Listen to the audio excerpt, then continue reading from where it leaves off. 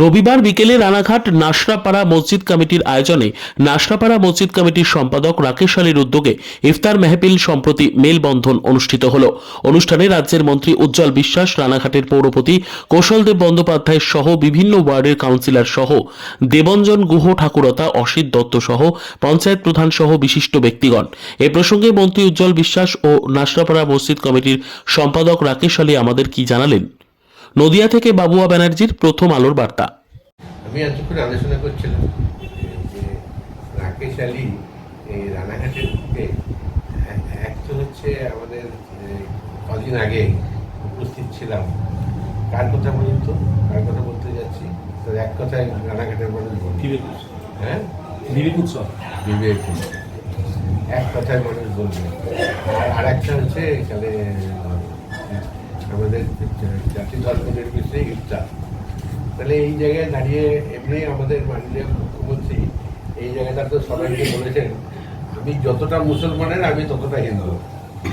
এটা হচ্ছে মমতাবাদী কথা, যতটা মুসলমানের ততটা হিন্দু।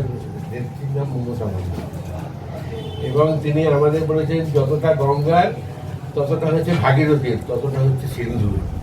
অর্থাৎ আমরা সবাই মিলে এই জায়গায় দাঁড়িয়ে এই রাকেশের আজকে এই প্রোগ্রামের মাধ্যম দিয়ে আমাদের আলাদা একটা ঐতিহ্য আমরা এই বাংলার মানুষের আমরা তুলে ধরতে সক্ষম হই। তার জন্য ধন্যবাদ তো রাকেশ আলী। আজকে ইফতারের জন্য উপস্থিত যতটা না হয় ততটা ধর্মীয় উৎসবের জন্য আমরা সকলে যে ইফতারের যে আয়োজনটা আমরা মূলত একটা সম্প্রীতির একটা বার্তা, এটা আমরা বিগত কয়েক বছর ধরেই আমরা এটা করে আসি।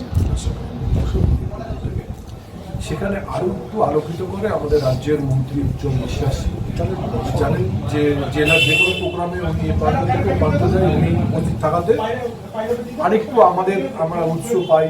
আমাদের এখানকার চেয়ারম্যান আছেন উনি, এবং রানাঘাটে যারা নেতৃত্ব আছে জয়দীপ, জয়ন্ত, দেবাঞ্জন, আমাদের পিন্টুরা, সকলেই আমরা আছি। কিন্তু আমাদের এই যে একটা মেলবন্ধন, দাদা যেটা বললেন যে রোজা ইত্যাদি তো সবাই আমরা সবার মতন বাড়িতে বাড়িতে করি, কিন্তু এইখানে যে একটা সর্বধর্ম সমন্বয়ে যে একটা আমাদের সৌভাতৃত্বের যে একটা মেলবন্ধন, এইটার একটা নজির আমরা করি, যে প্রতি বছরেই আমরা এটা করি।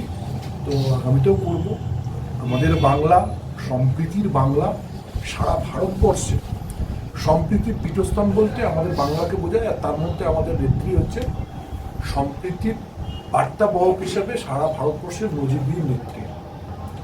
সেই জায়গায় আমরা সম্প্রীতিটাকে ধরে রাখবার জন্য আমরা রানাঘাটে, আপনারা জানেন এর আগে আমরা বিবেক উৎসবের মাধ্যম দিয়ে মানুষকে সম্প্রীতির বার্তা দিই। সারা ভারতবর্ষে যদি পীঠস্থান হচ্ছে আমাদের বাংলা হয়, সারা বাংলার পীঠস্থান আমরা নদিয়াকে করতে চাই। সেইটা আমাদের দাদা আছেন এবং আমাদের চেয়ারম্যান আছেন, আমরা প্রত্যেকে একত্রিতভাবে নদিয়া সম্প্রীতির পীঠস্থান করে আমরা বাংলাকে নেতৃত্বে দেবো, এবং নেত্রী সারা ভারতবর্ষের ধর্মীয় পীঠস্থান বলতে আমাদের সম্প্রীতির পীঠস্থান বাংলা হোক, এটাই আমরা চাই। এবং সারা দেশে শান্তি ফিরে আসুক। সারা দেশে যারা আজকে এই ধর্মকে নিয়ে যারা নোংরামো করছেন তাদের একটু বোধোদয় হোক যে আমরা সবাই, আমাদের ধর্ম একটাই, সবার আগে মানব ধর্ম। এই পৃথিবীতে যা কিছু হচ্ছে, যা কিছু হয়েছে, সংবিধান বলেন যে কোনো জিনিস সব মানুষের জন্য, কোনো কিছুর জন্য কিন্তু মানুষ হয়নি। সেই জায়গায় দাঁড়িয়ে আমরা চাই যে মানবতা বাঁচুক, আমাদের সার্বিক আমাদের দেশের এবং আমাদের রাজ্যের উন্নয়ন হোক। কিন্তু যারা এই দেশটাকে ভাগ করে দেওয়ার জন্য চক্রান্ত করছে তাদের একটু বোঝা উচিত। আমরা দেশকে যদি একত্রিতভাবে না, দেশকে এইভাবে আমরা মানুষে একে অপরের মধ্যে বিভেদ করার চেষ্টা করি, তাহলে আমাদের দেশ কখনোই এগিয়ে যাবে না, দেশ আরও পিছিয়ে যাবে।